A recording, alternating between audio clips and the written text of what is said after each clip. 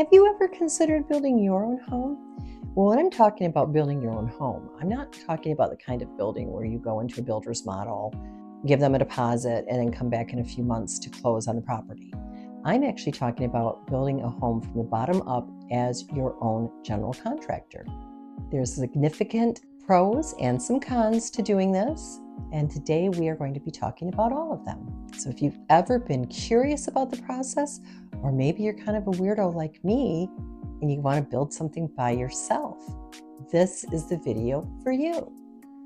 Hi, my name is Luane and I'm with the Glover Agency in Fenton, Michigan, and I like making real estate videos about new construction, existing homes, and everything about real estate in mid-Michigan. And I do this to help out my clients and my new YouTube friends like yourself so that they have a place to come to get all the information they need about real estate.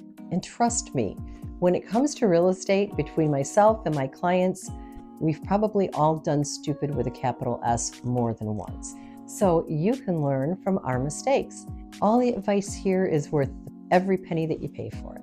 If you find value in anything that we're talking about, please hit like and subscribe so that we'll get to hang out together every week when we drop a new video. You know, if you're in today's real estate market, you're really facing a lot of challenges. Inventory is still historically low. We're still seeing bidding wars on many homes. And as a home buyer, you have to come up with more money than ever before after this whole NARS thing takes effect. You know, these days we have things like appraisal guarantees, appraisal gaps, escalation clauses. But I know that for myself and my husband at this point in our life, we had already built one home and it had not been a great experience. The builder was difficult to work with right from the beginning. They were not doing what they said they were going to do. In the end, we had a home that had a lot of issues, and frankly, it was not hard for us to imagine that we could have done a better job ourselves. And if you think about it, home builders and home buyers are diametrically opposed right from the beginning. I mean, think about it. The home buyer wants to get as much home with as many custom features as they can for as little money. Where a builder wants to build the home for as little money as he can, sell it at the highest price he can so that he has a good profit margin, can pay his trades, keep them working, keep selling homes. And in somewhere in doing all of that, he's also got to please the client and deliver the product on time. So it's kind of amazing that anything ever gets built, isn't it? But you know what? What if you could take away all of that weirdness and you could make all the decisions yourself? Well, that's what we did. And you're going to find the answers to many of your questions and concerns in this video. So let's start out with the cons. And when I say cons, I mean things that we were really concerned about and didn't know how we could get the answers to. And a big one was time. We both were working full time. We had 3 children, ages 14, 4, and 4 months, and all the things that go with that. And we just did not have a lot of extra time.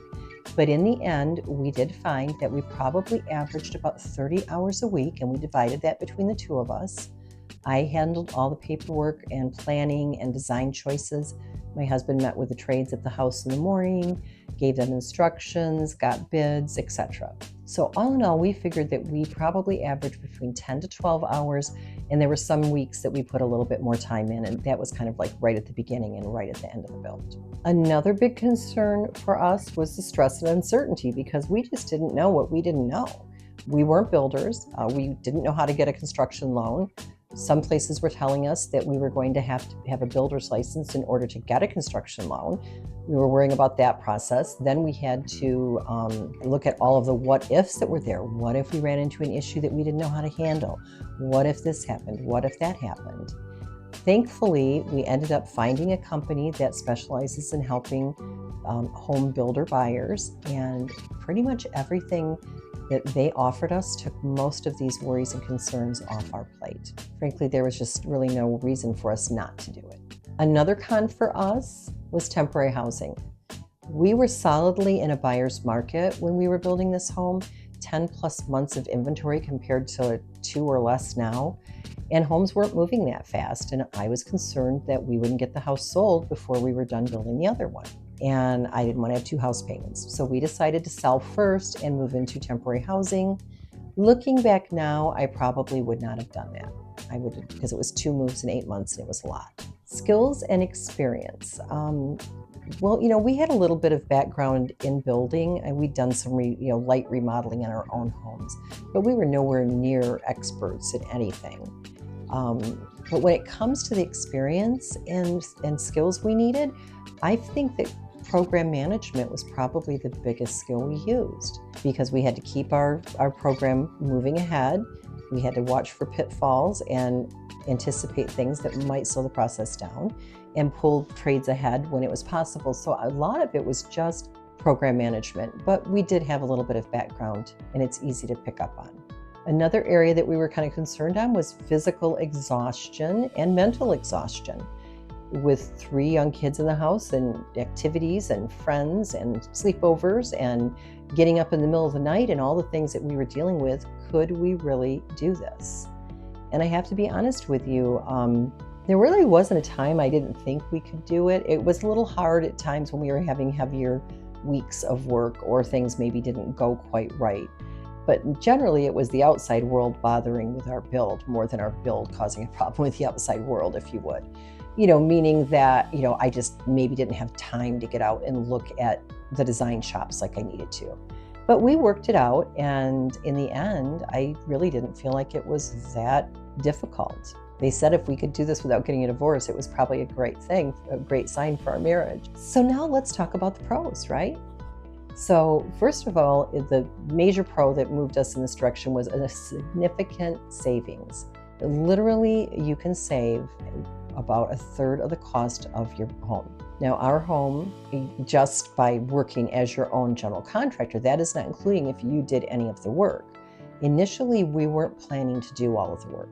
We did change that, but we built a 2,800 square foot custom home on a lot with golf access, with cart access to Warwick Hills Golf Club for $117 per square foot, when every other builder was quoting us $150 to $200 for a custom built.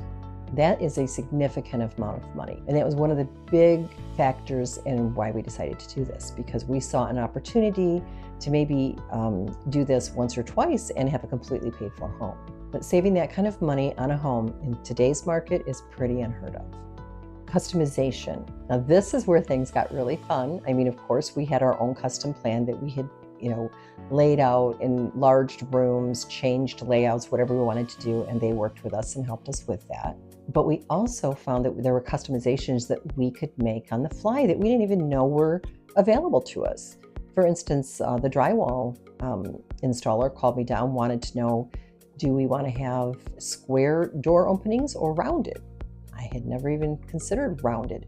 So in other words, we would have like an arch, and we did that to 3 or 4 of the rooms. We had a couple rooms that were sort of in line with each other, and it totally changed the look and the feel of our home, and it really turned out nice. And there was no additional charge for it. It was simply making a design choice, cutting drywall one way or another. And then when it came to our hardwood floors, when our installer was there putting in the floors, it was unstained to begin with, and he was installing them and said, I have got, I think, enough cherry and dark walnut on my truck from another install that we could do a inlay all the way around the outside of the great room and the dining room. And I was like, well, that sounds cool. And he kind of showed me how it would look. And I'm like, well, what's that going to cost me? $200 to have those inlays done. And they, again, made a huge difference in the look of our home. And they were just options we didn't know we had. So yes, sweat equity is big. Now, as I mentioned, we had not decided to do a lot of work in our build initially. We were just going to kind of be the GC. However, I went over budget on the kitchen and master bathroom, and so we had to offset some expenses. And so halfway through the build, we decided, hey, we're going to do the finished carpentry and we're going to lay the tile in the bathrooms. And those were the main things that we did. Other than keeping the site cleaned up and whatever. We had a couple of guys we paid to do that. That worked out really well, and we were able to offset most of that overage by taking on that work ourselves. But you want to be careful how much you take over. And I'll tell you, the next thing that was a pro was having control of the budget. It's a whole different world when you're holding the checkbook that pays the contractor. Now, many times when we were looking at construction loans, they were offering these loans, but you could only take like 2 or 3 draws through the entire build. That makes it a little difficult because contractors tend to want to be paid when they finish work, not a month or a month and a half later. Thankfully, the company we went with had their own company who did all of this. And I was the one who was, with my husband, checking the work over when they were finished. If we were happy or if we wanted changes, we'd ask them to make them. And we would pay them either on the inspection or upon our inspection, whichever would happen. I'll tell you, you're the person they're trying to make happy, and that makes a huge difference. And we also had the option of making that choice about going over on our kitchen cabinets and doing more work ourselves in order to offset those overages. And that's not something that you ordinarily would be able to do either, is when you're building a home, their insurance is not going to cover you, the homeowner, to come in there and do work to it yourself. And you just want to be careful not to take on so much work that you either completely wear yourself out or that you can't get the job done. Because when you're building with this particular company we used, if you get your build done within a set period of time, and I think it was 6 months, you get the construction loan interest-free, which is pretty darn cool. So I really hope that you found some value in this. And again, if this sounds like something that you would want to do, please hit like and subscribe so you can meet us here in a few weeks when we drop the next part of the video. And we'll talk through the rest of the process and see what you think about that. I'd love to hear your thoughts and comments. Have you ever built your own home? Was it a good experience? Now you have a nice day, and I will see you on the flip side. Thank you.